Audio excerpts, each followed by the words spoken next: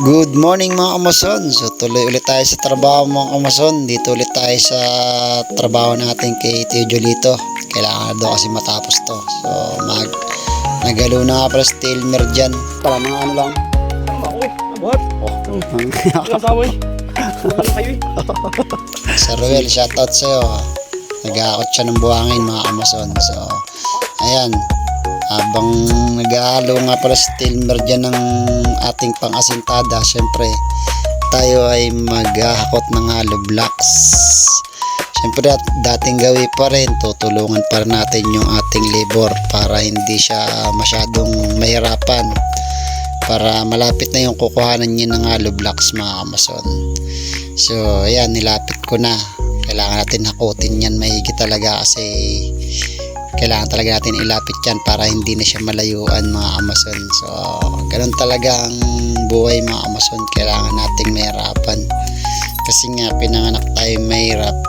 Talagang mahirap talaga, talagang mahirap na mahirap na mahirap.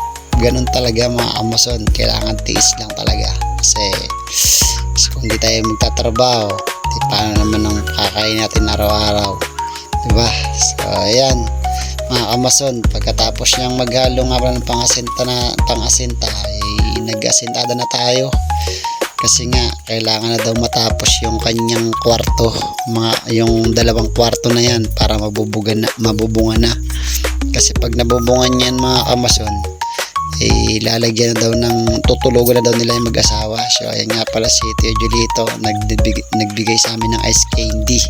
So sabi ko mamaya na at itatapusin na nga to kasi nga gusto na daw nila matulog dyan kasi pag umuulan kung saan sila pumupunta, kung saan sila na sumisilong, kaya kailangan daw matapos na yan ngayong araw na to kasi kailangan din talagang matapos yan ngayong araw na to mga Amazon kasi nga ay kailangan ko na makabalik doon sa trabaho ko kasi kung hindi ako makabalik sa Lunes ay baka matanggal na tayo mga Amazon. So syempre gagawin natin ng lahat para matapos na yan, para makatulog na rin sila ng maayos.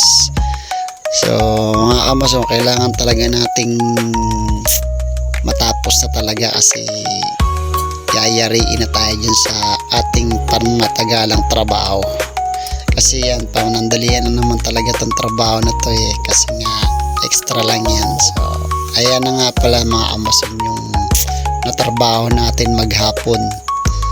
So sa awa ng Diyos ay nagawa natin ng lahat para matapos na siya, para magbubunga na siya bukas. So bubunga na lang pala natin yung bukas mga Amazon kasi nga kailangan na talagang makapunta doon sa trabaho. So ay mga kabataan, no? Shoutout sa inyo mga kabataan, pakipollow na lang ating page. Thank you, bye bye.